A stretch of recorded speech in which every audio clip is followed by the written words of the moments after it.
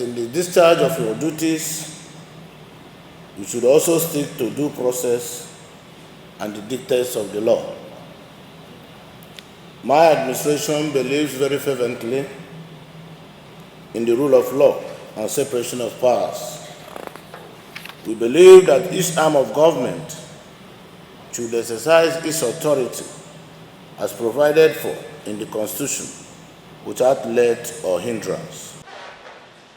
That as a government, we shall not interfere with the work of the judiciary. I expect that in like manner, the judiciary should not also interfere with the process of adjudication, particularly in their process of delivering justice, nor compromise the sacred temple of justice.